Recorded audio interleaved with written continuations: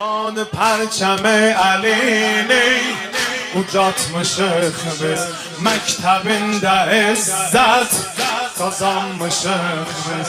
Şeytanirracim. Bismillahirrahmanirrahim. Elhamdülillahi Rabbil alemin ve sallallahu ala seyyidina ve nebiyyina Muhammedin ve alihi tahirin. Allahümme salli ala Muhammed ve ali Muhammedin ve accil ferecehum. Ötən söhbətimizdə mübarək Ali İmran surəsinin 159-cu ayəsini oxuduq. Tərcümə elədik, dedik ki, növbəti söhbətdə inşallah təfsirinə də məşğul olarıq. Bir də təzədən təkrarən tərcüməsini qısa deyim ondan sonra. Buyurur ki, Allah tərəfindən olan rəhmətin sayəsində onlar üçün yumuşaldın. Əgər kobud əxlaqlı, daş qəlbli olsaydın, onlar sənin ətrafından dağılışardılar. Bunun üçün də ona görə də onlar üçün onları əfv et, onlar üçün bağışlanmaq istə və bir iş görən zaman məsləhət məşvərət et. Əgər işi görməyə başlamaq iradəsi yaranırsa səndə, əzm etdinsə, onda Allah təvəkkül et. Həqiqətən Allah Teala təvəkkül edənləri sevər. Bu ayənin tərcüməsi idi. فَبِمَا رَحْمَةٍ مِنَ اللّٰهِ لِنْتَ لَهُمْ Allah tərəfindən olan rəhmət sayəsində onlar üçün yumuşaldın. Deməli onda insan əgər istəyirsə ki, gözəl əxlaq tapsın, gərək hökmən Allahdan bir rəhmət onun halına şamil olmalıdır. İnsan özü-özlüyündə, insan təbiəti daimən insanı çobudluğa, insanı zorakılığa təhrik edir. Xüsusən də o yerdə ki, qarşısında rəqib görürsə. İnsan qarşısında rəqib gördüsə, dərhal istər-istəməz insanın içindən ona qarşı bir çobudluq, bir amansızlıq baş qaldırır. Amma bu baxımdan ki, Peyğəmbər sallallahu aleyhi və alihi və səlləm aləmlərə rəhmət göndərilmişdi. Ona görə Allah Peyğəmbərinə xüsusi bir rəhmət bəxş elədi. Ən pis vəziyyətlərdə belə ümməti qarğış eləmədi. Daimən onların hidayətini istədi, onlarla mehriban davrandı. Onlar nə qədər Peyğəmbərə qarşı çobudluq eləyirdilərsə, nə qədər amansızlıq göstərirlərsə, Peyğəmbər bir o qədər onlarla əfvinə, mərhəmətlə davranırdı. Bütün bunlar hamısı nəyin sayəsində idi? İlahi rəhmətin sayəsində. فَبِمَا رَحْمَةٍ مِنَ اللّٰهِ لِنْتَ لَهُمْ Allah tərəfindən olan rəhmət sayəsində sən onlar üçün yumuşaq davrandın. وَلَوْ كُنْتَ فَضًّا غَلِيظَ الْقَلْبِ Buyururlar ki, faz, yəni kərihul xulq, əxlaqı xoşa gəlməz, çobud əxlaq. Faz, yəni çobud əxlaqlı, qaba. Ki, onu acılayır, bunu zəhərləyir, ona pis davranır, buna pis davranır, deyirlər, qali nədir? Faz. Qalizal qəlb, yəni daş qəlbli, yəni qəlbindən mərhəmət getmiş bir insan. O ki, heç nəyə yazığı gəlmir, heç nəyə rəhm eləmir. Deyir ki, ya Peyğəmbər, əgər Allahın rəhməti olmasaydı, sən də digər insanlar kimi daş qəlbli olardın, çobud əxlaqlı olardın və onlar sənin başından dağılışıb qaçardılar. وَلَوْ كُنْتَ فَضًّا غَلِيظَ الْقَلْبِ Əgər çobud əxlaqlı, daş qəlbli olsaydın, لَنْفَضُّ dağılışardılar min havlik sənin ətrafından. Bu gözəl əxlaqının sayəsində, gözəl davranışının, gözəl insani keyfiyyətlərinin sayəsində bu ərəblər səndən qaçmadılar, sənin başına toplaşdılar. Təsəvvür edin ki, ərəb onsuz da təbiətən səhra insanıdır və səhra insanın təbiətdə çobudluqdur. O cür çobud insanlar, qızın diri-diri bastıranlar, nə bilim, nə gəldi yeyənlər, necə gəldi danışanlar, əxlaq bilmir, ədəb bilmir. Bu cür bir insanlar 5 ildən, 10 ildən sonra gecə-gündüz Allah qorxusundan göz yaş tökən, hər şeyin Allah yolunda verməyə hazır olan möminə çevirirlər. Qızın diri-diri bastıran ərəblər 5 ildən, 6 ildən sonra Peyğəmbərin gözəl əxlaqı sayəsində Allahın dostlarına, Allahın sevib seçdiyi qullarına çevirirlər. Və Peyğəmbərin sözündən çox onlara təsir qoyan Peyğəmbərin əməli idi. Görəndə ki, Peyğəmbər məsələn, gücü çatdığı bir halda, Peyğəmbər çox güclü idi. Hətta Əli əleyhissalam deyir ki, bizim heç birimiz Peyğəmbər qədər şücaətli deyildik. Peyğəmbər Əli əleyhissalamdan da şücaətli, qüdrətli, qüvvətli idi. Onunla yanaşı, yəni döyə bildiyi halda, vura bildiyi halda, ona xəsarət yetirə biləcəyi bir halda əfv elirdi, rəhm elirdi ona. Onlar gördülər ki, vura bilər, öldürə bilər. Bununla yanaşı mənə rəhm eləyir. Nə ki, məndən qorxur. Peyğəmbərin o gözəl əxlaqları, o mərdliyi, o cömərdliyi, düzgünlüyü, sədaqəti, ədaləti, bütün bunlar hamısı səbəb oldu ki, ərəblər pis əxlaqlardan əl çəksinlər və Peyğəmbərin başına toplaşsınlar və İslam dininin bir nümayəndəsinə çevrilsinlər. Buyurur ki, əgər sən pis əxlaqlı, çobud əxlaqlı, daş qəlbli olsaydın, onlar sənin başından dağılışardılar. Amma sənin gözəl əxlaqın onları bir yerə cəm elədi. Deməli, onda əvvəlcə biz ruhanilər, ondan sonra digər hər bir mömin əgər istəyirsə ki, din təbliğatçısı olsun, istəyir insanları dinə, məzhəbə dəvət eləsin, haqqa hidayət eləsin, gərək bu sifətindən sifətlənsin. Gözəl əxlaqlı olsun, çobudluqdan əl çəksin, əfv etsin, bağışlamağı bacarsın, qarşı tərəfin pis əxlaqının qabağında gözəl əxlaq nümayiş elətdirsin. Onda qarşı tərəfdə cəlb olunacaq. Əgər ta ki, deyək, 10 nəfərə qarşı bu cür hərəkət elədi, 10 nəfərin çobudluğuna qarşı insani rəftar göstərəcək, bunun 2-3-ü axmaq insan çıxar ki, elə yenə də o axmaqlığını tutub davam edir. Amma 6-7-si insandır, insanda fitrət var. Görəndə ki, bu məndən insan kimi davrandı, o da pis əməlinə əl çəkəcək və haqqa tərəf, hidayətə tərəf meyllənəcək və gələcək hidayətə tərəf. Sonra buyur ki, fa'fu anhum. Onlar ki, bu müharibədə, yəni Uhud müharibəsində sənin sözünə baxmadılar, üsyankarlıq elədilər, pusqu yerin boş qoydular, müsəlmanlara ağır zərbə dəydi, məğlubiyyətə uğradılar. Sən eləyə bilərdin onları cəzalandırasın, amma cəzalandırma. Fa'fu anhum. Onları əfv et. Vəstəğfir ləhum. Onlar üçün bağışlanmaq istə Allahdan. Və şavirhum fil əmr. Və iş görən zaman, bir iş görəndə onlarla məşvərətləş. Ümumən İslam dini dönə-dönə tövsiyə eləyir ki, müsəlmanlar bir-birinə məsləhət və məşvərət eləsinlər. Məsləhət və məşvərət çox mühümdür. Amma Allame Təbatabai da digər alimlər də buyururlar ki, məşvərət o yerdədir ki, Allahın qəti kəskin hökmləri yoxdur, halalından, vacibindən, belə şeylər yoxdur. Yəni, halallıq məkanındadır, yəni caizlik məqamındadır. Yəni, Allah Taala, məsələn deyək, namazı vacib eləyib, arağı haram edib. Burada məsləhət və məşvərətin yeri yoxdur. Yəni, dünya işlərində məsləhət məşvərət eləyən ki, məsələn deyək, Peyğəmbər sallallahu aleyhi və səlləm fərzən deyək ki, bir yerə elçi göndərmək istəyir ki, onları haqqa dəvət eləsin. Məsələn deyək, görürsən burada 5 nəfər göndərək, ya 10 nəfər göndərək. Bunda məsləhət məşvərət olardı. Əsl ancaq insanları haqqa dəvət edir. Bu artıq Allahın əmridir. Burada da məşvərətə yeri yoxdur ki. Amma indi filan kəsi göndərək, ya filan kəsi göndərək getsin o məktubu aparsın. Bunda məşvərətin yeri var. Çünki xüsusi nəsi yoxdur ki, deyək, filan adam getsin, filan kəs getməsin. Xülasən, məsləhət, məşvərət o yerdə, ya məsələn, müharibə gedirik. Görəsən, deyək, birinci atla süvarilər hücum eləsin, ya oxçular. Bu cür şeylərdə, bəli, məsləhət, məşvərətin yeri var. Yoxda ki, məsələn, deyək, hər hansı bir bina tikmək istəyirlər, məscid tikmək istəyirlər, şəhərin bu tərəfində tiksinlər, o tərəfində tiksinlər. Bu cür şeylərdə məsləhət məşvərət elə. Amma o yerdə ki, Allahın hökmü gəlibdir, filan şey halaldır, filan şey vacibdir, filan şey olar, filan şey olmaz. Artıq orada Allahın hökmü gələndən sonra məsləhət məşvərətin mənası yoxdur. Yəni o yerdə ki, Allah Taala icazə verib, sağa da hərəkət eləmək olar, sola da filan kəs də eləyə bilər, filan kəs də. Bu cür yerdədir ki, məsləhət məşvərət eləyir ki, kimi qabağa verək, kimi arxaya saxlayaq, nə bilim deyə filan kəsi göndərək, filan kəsi göndərməyək, binanı burada tikək, orada tikək. Bu cür şeylərdə deyir, məsləhət məşvərət elə. Necə ki, məsələn, Peyğəmbər sallallahu aleyhi və səlləm deyək, səhabələrlə məşvərət elədi ki, düşməni Mədinə şəhərinin içində qarşılayaq, ya çıxaq şəhərin çölündə döyüşək onlarına, məsləhət deyək. Artıq cihad vacibdir, orada əsl cihad eləmək, burada məşvərətin yeri yoxdur. Cihad hökmdür, icra olunmalıdır. Amma şəhərin içində döyüşək, ya çölündə döyüşək, mümkündür burada müsəlmanlarla məşvərət eləmək olar. Və dediyim kimi, Peyğəmbərə əgər əmr olunursa, insanlarla məsləhət məşvərət eləsin, onda adi insanlara 100% lazımdır. Peyğəmbərin ağlı ki, bütün ağıllardan üstündür, əqlül kullidir, bütün ağılı Allah Taala Peyğəmbərin mübarək zehninə cəmləmişdirsə, bütün bunlarına yanaşı Peyğəmbərinə əgər əmr eləyirsə ki, insanlarla, səhabələrlə, ətrafındakılarla məsləhətləş, deməli bizim də vəzifəmiz məsləhətləşməkdir. Hər kəs məsləhətləşərsə, o peşman olmaz. Məsləhətləşən hədislərə görə başqa insanların ağlını da öz ağlına cəm eləyər. Amma məsləhətləşmək dediyimiz kimi gərək elə olsun ki, o məsləhətləşən insanlar da bir ağıllı, kamallı insan olsunlar. İndi bəzi hədislərə diqqət eləsək bu barədə.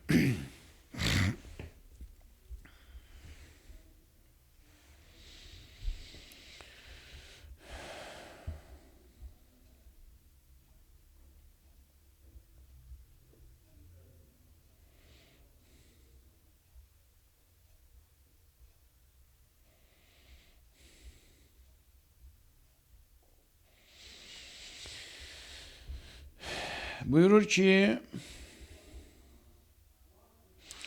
Qala Resulullah sallallahu aleyhi ve alihi ve sellem, Ya Ali, la tuşavirenne cebanen. Çox maraqlı bir hədisdir, çox diqqət etməli bir hədisdir.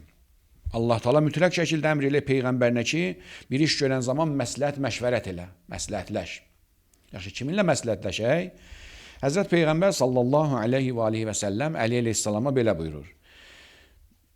Qızım, sənə deyirəm, gəlinim, sən eşit babından. Yəni Əli əleyhissalam onsuz da imamıdır, onsuz da Allahın hökmlərini bilirdi. Yəni Əli əleyhissalama deyir, bütün insanlığa, bütün bəşəriyyətə bir xitab göndərir ki, kiminlə məsləhətləşək? Və kiminlə məsləhətləşməyək? Ya Əli, la tuşavirənnə cəbanən. Ey Əli, qorxaq insanla məsləhətləşmə. Fə innəhu yudayyiqu aleykəl məxrəc. Qorxan insan, hər şeydən qorxan insan çıxış yollarını sənin üçün darısqalaşacaq. Vay, belə elə söy, belə olar. Ehtiyatları o qədər çox götürəcək ki, sənin üçün bir çıxış yolu qoymayacaq. Qorxaq insanla məsləhətləşmə, şücaətli insanla məsləhətləş. Və la tuşavirənnə bəxilən. Simic insanla, pulu çıxanda canı çıxan insanla məsləhətləşmə. Fə innəhu yəqsuru bikə ən qayətik. Çünki o, səni öz hədəfinə çatmaqdan, sənin hədəfinə çatmağına mane olacaq, səni qısa gətirdirəcək. Yəni sən o himmətlərini qısaldacaq, gedib hədəfinə çata bilməyəcəksən. Niyə? Paxıl bir insan, simic insan, pul çıxanda canı çıxan bir insana deyəndə ki, məsələn, filan şey görmək istəyirəm, bilirsən, sənin nə qədər xərcun çıxacaq, balaların nə yer, o eləyər, bunu eləyər, səni elə qorxudacaq ki, qoymayacaq məqsədə çatmaq. Ona görə də paxıl insanla, paxıldan məqsəd burada nədir? Bəxil, yəni simic insan, xəsis insan, o ki, pulu çıxanda canı çıxır. Ya Əli, qorxaq insanla məsləhət məşvərət eləmə, çünki çıxış yollarını sənin üçün darısqallaşdıracaq, səni çıxılmaz bir vəziyyətdə göstərəcək və qorxudacaq səni, öz gününə salacaq. Hər qapını bağlı göstərəcək sənə. Paxıl insanla məsləhətləşmə, xəsis insanla, simic insanla məsləhətləşmə, çünki səni öz hədəfinə çatmağa qoymayacaq, mane olacaq. Və la yutşavirənnə hərisan, tamahkar insanla da məsləhətləşmə. Fə innə yüzəyyinu ləkə şərrəha. Çünki o sənin üçün şər şeyləri, xoşa gəlməz şeyləri bəziyə düzəcək ki, səni ona tərəf göndərsin ki, sənin əldə etdiyi və istədiyi özü əldə eləsin. Tamahkar insanla da məsləhətləşməklə ki, biləcək sənin xeyrun filan şeydir, səni başqa şər tərəfə yönəldəcək ki, onu özü əldə eləsin. Deməli, onda Peyğəmbər 3 dəstə ilə məsləhət məşvərət eləməyə icazə vermir. Qorxaq insan, simic insan və tamahkar insandan bu cür insanlarla məsləhətləşməklə ki, səni xeyrə yox, şərrə tərəf apararlar. Bir rivayətə gəlibdir ki, İmam Səccad əleyhissalamdan Həqqul müstəşiri in alimtə ənə ləhu rə'yən əşərtə aleyh və in ləm tə'ləm ərşədtə ilə mən ya'ləm. Deyir ki, müstəşirin, yəni səndən məsləhət istəyənin sənin boyunda olan haqqı odur ki, in alimtə ənə ləhu rə'yən əşərtə aleyh. Əgərsə bir rəy bildinsə, o rəyi göstərəsən. Və in ləm tə'ləm, əgər bilmədinsə, ərşədtəhu ilə mən ya'ləm. Onu yönəld o şəxsə ki, o bilir. Yəni deyirsən ki, səndən bir şey məsləhət istəyir, bilirsən də, bilmirsən, bilirsən, filan kəs bunun o dərdinə dəva eləyə bilər, filan kəs buna yol göstərə bilər. Ona tərəf yönəld. Və haqqul müşiri aleyk, sənə yol göstərən haqqı budur ki, əllə təttəhiməhu fīmə la yuvafiqukə min rəyih. Və sənə yol göstərən insan haqqı budur ki, getdin bir nəfərdən məsləhət istədin, o sənə dedi ki, bu işi gör, xeyir taparsan, onu ittiham eləmə deməliyən ki, sən mənim yox, xeyrimi istəmirsən. Əgər sənin beynində tutduğun fikirlə düz gəlmirsə, ittiham eləməklə ki, sən mənim ziyanımı istəyirsən. Ola bilər ki, sənin xeyri istəyir, amma sən başa düşməmişsən. Və yaxud həqiqətdə o elə bilir ki, xeyrun ondadır, amma xeyrun onda deyilmiş. İttiham eləmək ki, sən məni zərər aparmaq istəyirdin. Bəlkə doğrudan ama sənə xeyir vermək istəyirdi. İnsan da səhv də eləyə bilər. Və haqqul müşiri aleyk, sənə yol göstərənin sənin boyunda olan haqqı odur ki, əllə təttəhiməhu, onu ittiham eləməyəsən fīmə la yuvafiqukə min rəyih. Əgər onun verdiyi rəy səninlə müvafiq deyilsə, onu ittiham eləmə. Fə in vafəqəkə həmiddəllah əzzə və cəl. Əgərsə sənin İstədiyin elə beynində tutduğun fikirlə onda da fikir düz gəlirsə, onda Allah həmd səna elə. Başqa bir hədisdə İmam Sadiq əleyhissalam buyurur ki, və şavir fi əmrikəllezine yaxşavnəllaha əzzə və cəl. məşvərət edən zaman Allahdan qorxan insanlarla məşvərət et. Xülasə, məşvərət barəsində hədislər həddən artıq çoxdur və hər bir müsəlmanın vəzifəsidir ki, caiz mövridlərdən, yəni o şey ki, Allah Taala icazə verib, eləyə də bilər, eləməyə də bilər, kimləsə şəriklik də eləyə bilər, şəriksiz də eləyə bilər. Bu cür məsələlərdə məşvərət məsləhət eləsin, əgər daha ağıllı nəzər nədirsə, ona əməl eləsin. Amma o yerdə ki, Allahın qəti şəri hökmləri varsa, orada artıq məsləhətin mənası yoxdur.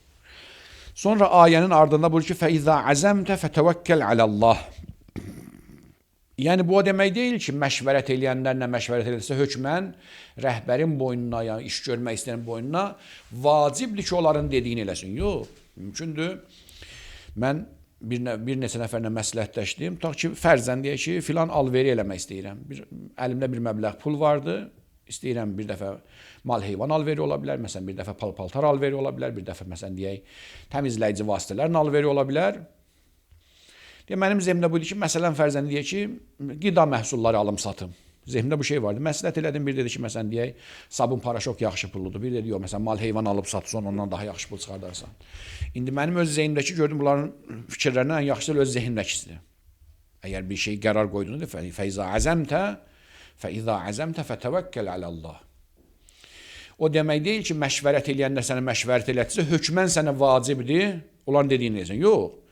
Əgər məsləhət məşvərətdən sonra gördüm ki, onların dediyindənsə Allahın öz aramda, nəinki təkəbbürlükdən yox, ağılla ölçüb biçəndən sonra gördüm ki, öz fikrimə gələn onlarkindən daha ağıla batandır, daha məntiqlidir.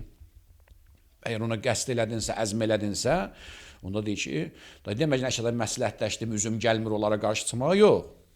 Məsləhətləşdin, gördün ki, öz fikrin onlarkindən daha üstün gəlirsə, onda fətəvəkkəl ələllah, Allah təvəkkül et, addım at. Öz şəxsi fikrini önəmli tutmacına. Deyəm, bəli, mənim ağlıma belə gəlir, amma hər işin söykənəcəyi Allahdır, fətəvəkkəl ələllah, Allah təvəkkül elə. Çünki müvəffəqiyyət Allahın əlindədir. Əgər Allah Taala istəsə, bir bəndəsini qaldırsa, heç kəs onu yıxa bilməz. Əgər bir bəndəsini yıxmaq istəsə, heç kəs onu qaldıra bilməz. Bütün müvəffəqiyyət və bütün nailiyyət Allah tərəfindəndir. فَإِذَا عَزَمْتَ فَتَوَكَّلْ عَلَى اللّٰهِ. Əgər bir işə əzm elədinsə, iradəni topladınsa bir iş görməyə, özünə və fikrinə arxalanma. Nəyə arxalan? فَتَوَكَّلْ عَلَى اللّٰهِ. Allaha təvəkkül et. Allah təvəkkül eləmək nə deməkdir? Yəni, insan öz üzərinə düşən işləri görəndən sonra işin sonun Allaha buraxmağı deyilə təvəkkül. Yəni, tutaq ki, məsələn, fərzən belə deyim, mənim bir xəstəliyim vardı. Mən deyim, Allah təvəkkül edirəm ki, Allah məni sağalsın. Bunu təvəkkül deməzlər.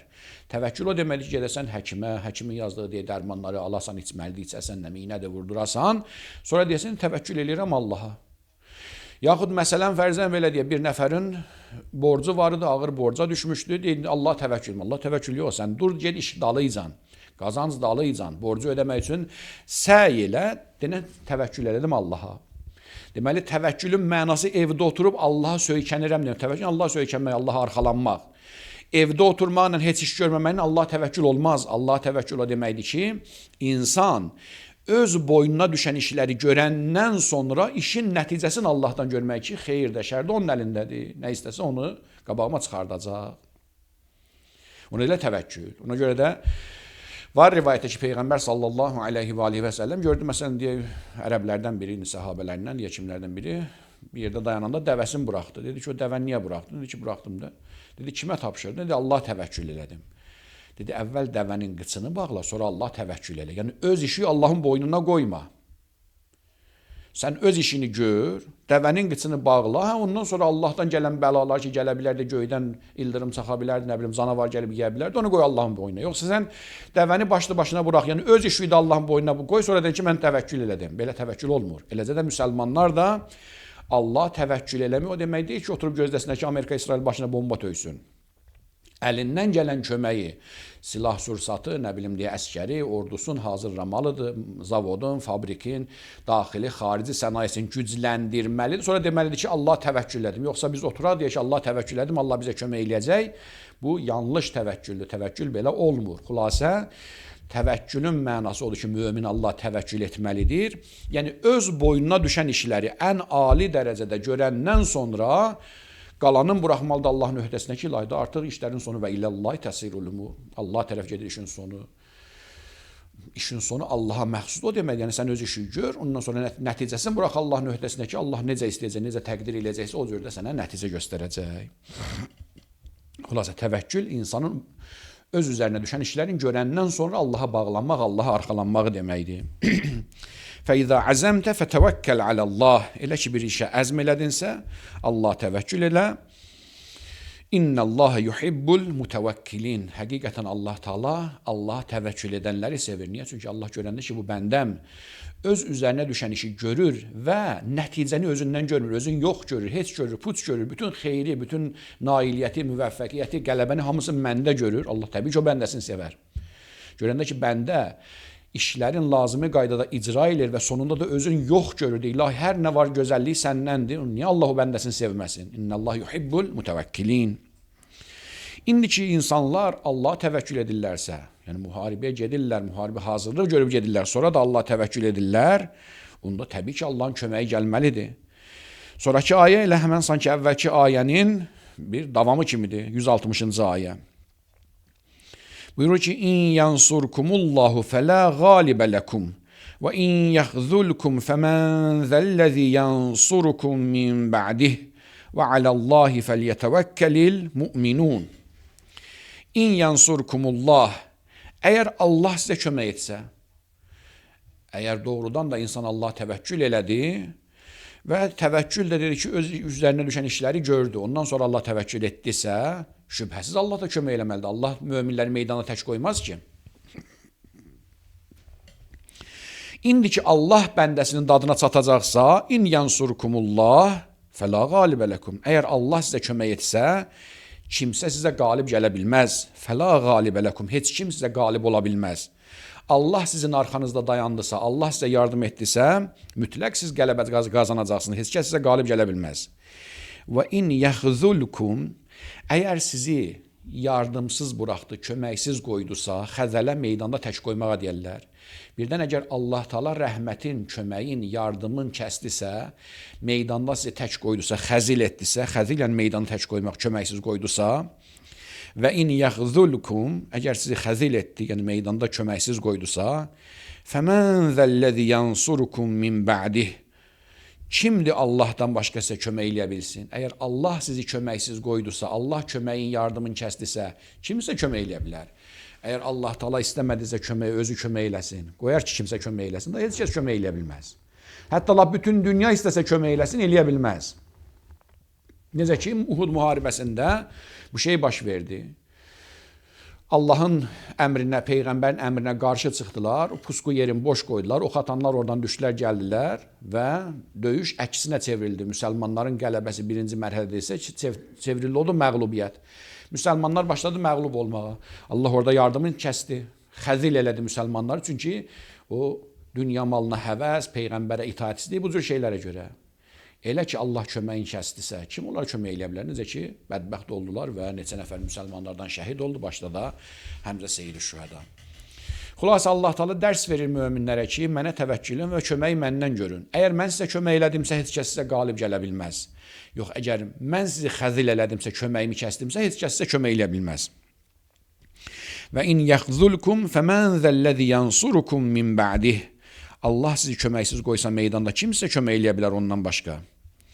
Və aləllahi fəlyətəvəkkəlil mu'minun. Ələllah, yəni Allah, yalnız, burada ələllah ki, qabağa keçibdir, yalnız mənası verir. Mömin olan şəxslər, möminlər yalnız Allah təvəkkül eləsinlər. Mömin nə özünə arxalanmasın, nə də başqa bir insana arxalanmasın. Mömin yalnız Allaha arxalansın. Bəli, bayaq da qeyd elədik. Mömin boynuna düşən işi görsün, silahını toplasın, sursatını toplasın, nə bilim deyə, qazancını əldə eləsin, pul dalıcan getsin, çörək qazanmadan getsin. Boynuna düşən vəzifələri icra eləsin, amma özünə arxalanmasın, yalnız Allaha arxalansın. Ya arxalanmasın ki, əşi, məndə olmaz, qonşumdan alaram da, yox. Qonşuya arxalanma, Allaha arxalan. Qonşunu bəli, vasitə bil. Bilirsən ki, Allah da heç kəs üçün qeybdən, zəmbildən nə pul, nə də yemək göndərmir. Ən-nasu bin-nas. İnsanlar bir-birinə əl tutmalılar. Mən qonşuma xidmət eləməliyəm, kömək eləməliyəm, qonşu da mənə xeyir verməlidir, kömək eləməlidir. Bu öz yerində. Amma insan nə qonşuya arxalanmamalıdır, nə hökumətə arxalanmamalıdır, nə dosta arxalanmamalıdır. Arxası, dayağı fəqət Allahı görməlidir. Bəli, ondan sonra hökumət də, ata da, ana da, dost da, qardaş da, qonşu da, bunlar hamısı Allahın yetirə biləcəyi xeyirdə vasitə görməyin problemi yoxdur ki, Allah Teala bir nəfərin vasitəsindən xeyir yetirər. Əsl köməyi, yardımı, arxanı, dayağı Allah görəndən sonra qalan şeylər vasitə görməyin problemi yoxdur ki, onlar Allahın xeyir yetirməkdə vasitələridirlər. Ona görə və aləllahi fəlyətəvəkkəlil müminun. Möminlər yalnız Allah təvəkkül etsinlər. Bu da oldu 160-cı ayə. 161-ci ayə. Buyurur ki: "Və mə kana linebiyyin en yagul ve men yaglul ya'ti bima galla yevmel kıyameh. Thumma tuwaffa kullu nefsin ma kesebet ve hum la yuzlamun." Ayənin zahiri tərcüməsi belədir. Əvvələn bunu qeyd edim ki, buyururlar bu ayə Uhud müharibəsindən yox, Bədr müharibəsində nazil olmuş bir ayənin Bədr müharibəsində baş vermiş bir hadisə ilə bağlı nazil olan ayələrdəndir. Və mə kənə linəbiyyin ən yəğul. Peyğəmbərə yaraşmaz ki, xəyanət etsin. Və mən yəğlul, hər kəs xəyanət edərsə, yəti bimə qəllə, o xəyanət etdiyi şeylə gətiriləcək yevməl qiyamət, qiyamətin günündə. Thumma tuvəffə kullu nəfsin mə kəsəbət. Sonra tuvəffə, veriləcək hər bir nəfsə ma kəsəbət, əldə etdiyi şey və hum la yuzlamun, onlar nə olmazlar, zülmə məruz qalmazlar. Allah Teala hər kəsin haqqın qədəricən verər və heç kəsi zülmə məruz qoymaz. Söhbət nədən gedir? Bu ayənin şənin nüzulu barəsində buyururlar ki, Bədr müharibəsində ki, müsəlmanlar kafirlərə qalib gəldən birinci müharibədə. Bədr müharibəsində müsəlmanlar kafirlərə qalib gələndən sonraki qənimətlər bölünürdü. Qənimətlərin içində bir qırmızı qətifə var idi. Qətifə, yəni belə deyək, böyük hamam dəsmalı kimi bir şeydə indi belə deyək. Bir qırmızı qətifə var idi. Bu bahalı nəsə bir parça idi, necə itdi. Bədbəxt ərəblərdən biri, səhabələrdən biri ittiham elədi, nəuzubillah, dedi ki, Peyğəmbər onu oğurlayıb özünü götürüb, xəyanət eləyib. Oğurlayıb, xəyanət eləyib. Yəni bizim malımızı sanki bizə deməmiş götürüb. Bu cür Peyğəmbər ittiham elədi. Və bu ayə nazil oldu ki, və mə kənə linəbiyyin ən yəğul. Ma kənə sözü ifadəsi, ma kənə linəbiyyin, ma kənə lilmuminin, buna deyilə şəniyyət bildirən ayələr. Yəni Peyğəmbərin şənində deyil, yaraşmaz mənasındadır. Ma kənə lilmuminin, yəni möminə yaraşmaz. Bu bir ifadədir. Və mə kənə linəbiyyin ən yəğul. Peyğəmbərə yaraşmaz ki, Peyğəmbərin əxlaqından olmaz ki, yəğul, xəyanət eləsin. Peyğəmbər niyə uğurlasın sizin malınızı, niyə götürsün? Təbii ki, rivayətlərə görə sonra səhabələrin içindən mənə çıxdı, qışqırdı ki, mən gördüm, filan kəs məsələn götürdü, uğurladı, apardı filan yerdə bastırıb, getdilər qazdılar, həmən yerdən o qırmızı dəsmalı, qırmızı qətifəni oradan çıxartdılar. Və mə kənə linəbiyyin ən yəğul. Peyğəmbərə yaraşmaz ki,ğull eləsin, yəni xəyanət eləsin. Və mən yəğlul, yaxşı bir nəfər xəyanət, mən artıq ümumidir, Peyğəmbərə də aiddir, qeyri-Peyğəmbər. Təbii ki, Peyğəmbərğull eləməz, xəyanət eləməz. Bəs nə olacaq? Və mən yəğlul, hər kəs xəyanət eləyərsə, öz müsəlman qardaşının, bacısının malını oğurlayarsa, ona bir xəyanətkarlıq eləyərsə, yəti bima qəllə yevməl qiyamə. Gətirəcək o şeycəni, tutacaq əlində o xəyanət elədiyi, oğurladığı, qəsb elədiyi şeylə qiyamətə gələcək. Yəti bima, gətirəcək nəyi? Qəllə, o şey ki, qəll eləmişdi. Yəni, oğurlamışdı, qəsb eləmişdi, xəyanət eləmişdi, yevməl qiyamə.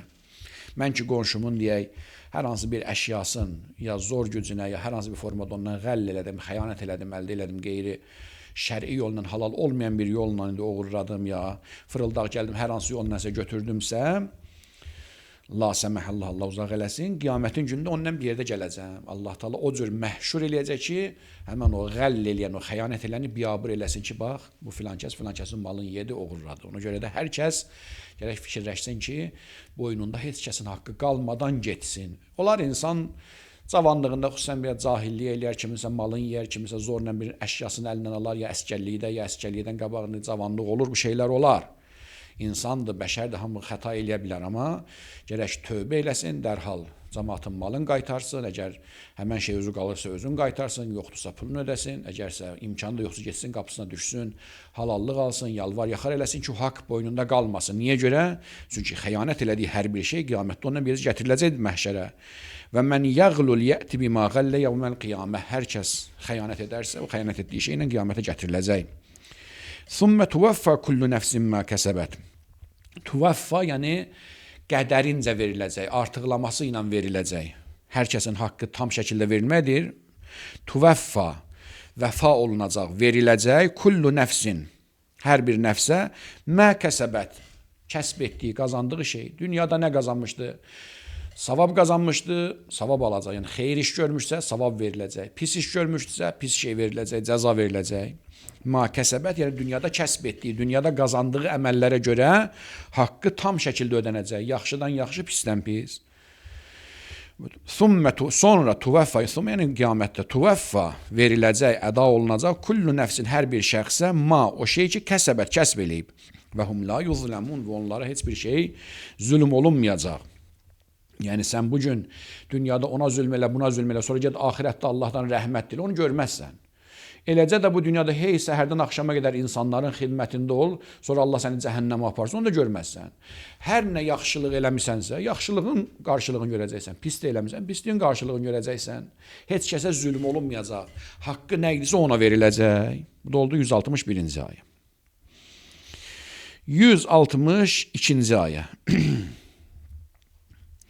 أفمن اتبع رضوان الله كمن باء بسخط من الله ومأواه جهنم وبئس المصير. Ayənin zahir tərcüməsi belədir. Əfəmən ittəbə ridvanəllah. Aya, o şəxs ki, Allahın razılığına tabi olur. Kəmən, o şəxs kimidir ki, bəə bisəxatı minəllah, Allahın qəzəbinə düçar olan şəxs kimidir? Baə, yəni rəcə. Baə, qayıtmaq, yəni Allahın qəzəbinə qayıtmaq, qəzəbinə düçar olub.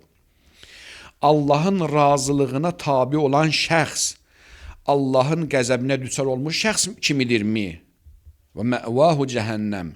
Hansı ki, həmin Allahın qəzəbinə düçar olan şəxsin yeri cəhənnəmdir. Və bi'səl masir. Və o cəhənnəm necə pis sonluqdur. Buyururlar ki, ya cihad, ümumi cihad barəsindədir. Yəni, onlar ki, cihada səmimi qəlbdən getdilər və axıra qədər döyüşdülər və o müqabilində isə bir dəstə insan nə etdilər? Şeytana uydular, döyüşdən qaçdılar, Peyğəmbərə Allah xəyanət elədilər. Bunları müqayisə eləyir. Əfəmən ittəbə ridvanəllah fil cihad. Yəni, o ki, həqiqi şəkildə cihad elədilər, Allahın razılığını tabi olurlar. Onlar cihaddan qaçıb, döyüşdən qaçıb Peyğəmbərə, müsəlmanlara xəyanət edənlər kimidirlər? Yox. Ya bu cürdür. Yaxud da ki, yuxarıdakı ayədə Peyğəmbəri, nəuzubillah, xəyanət etməkdə ittiham eləyənlərlə Peyğəmbəri paç bilənlər kimi, yəni Peyğəmbərin tam şəkildə məsum, qüsursuz, heç kəsin malına göz dikməyən kimi fikirləşənlər, bunlar bir olarlar. Belə çıxır ki, hər ikisinə şamilləmək. Amma bu baxımdan ki, ayə cihad siyaqındadır, elə biləm ki, cihad barəsində yozsaq ayəni daha yerinə düşər. Əfəmən ittəbə ridvanəllah. Onlar ki, Allahın razılığına tabi edirlər. Yəni, Allah yolunda Peyğəmbər necə istəyirsə o cür cihad eləyirlər, döyüşürlər, canlı ilə, malı ilə, hər cür Allaha və onun Peyğəmbərinə tabi olurlar. Bu cür insanlar, kəmən bəə bisəxəti minəllahu münafiqlər, o ruh düşkünlüyü yaradanlar, müsəlmanları geri çağıranlar, müsəlmanların məğlubiyyətinə səbəb olanlar kimidirlər? Yox. Və məvahu cəhənnəm, onun yeri o, Allahın qəzəbinə düçar olanların yeri məvahu cəhənnəm, onların yeri cəhənnəmdir və bi'səl masir, nə pis sonluq gözləyir onları. Bi'sə pis, masir də sonluqdur o cəhənnəm. Hum dərəcatun indəllah vallahu basirun bima ya'malun. Hum dərəcatun indəllah. Onlar, yəni deməli, mərhum Təbərsi deyir ki, burada sanki təqdir var. Hum zəvu dərəcatin indəllah. Sanki zəvu sözü, yəni dərəcə sahibləri sözü. O sahib sözü orada sanki düşübdür. Onlar Allah yanında dərəcə sahibləridirlər. İstər möminlər, istər kafirlər. Möminlər yuxarı gedən dərəcələrdə Allah yanında çox dərəcəlidirlər. Kafirlər də aşağı gedən o belə cəhənnəm pilləkənlərin aşağı dərəcəsində dərəcədirlər. Yəni möminlər də bir pillədə deyirlər, kafirlər də. Möminlər də Allah yanında dərəcə tutaq ki, məsələn fərzən misal deyək ki, sıravi möminlər bir dərəcədə idi, Əbu Zər bir dərəcədə idi, Salman ondan yuxarı dərəcədə idi, Əli əleyhissalam hamısından yuxarıdaydı, Peyğəmbər ondan da yuxarıdaydı bu cür. Dərəcəli, hər kəs iman dərəcəsinə görə, Allaha yaxınlıq dərəcəsinə görə dərəcədirlər. Eləcə də kafirlər də tutaq ki, adi kafirlər biraz məsələn deyək ki, cəhənnəmə belə deyək, cəhənnəmin uzaq dərəcəsində idilərsə, deyək Əbu Süfyanlar cəhənnəmin lap o ən pis yerinin dərəcəsində idilər. Hum dərəcatun indəllah. Onlar, yəni möminlər və kafirlər Allah yanında dərəcə sahiblərdirlər. Yəni zəvvu dərəcə, sanki zəvvu sözü düşüb oradan. Onlar Allah yanında sahibi dərəcədirlər. Vallahu basirun bima ya'malun. Allah Taala onların etdiyini görür. Heç kəsin əməlin bada verməyəcək. Hər kəsənin lazım olduğu dərəcəsində onu qərar verəcək. Elhamdülillahi Rabbil alemin və sallallahu ala seyyidina və nəbiyyina Muhammedin və alihi tahirin.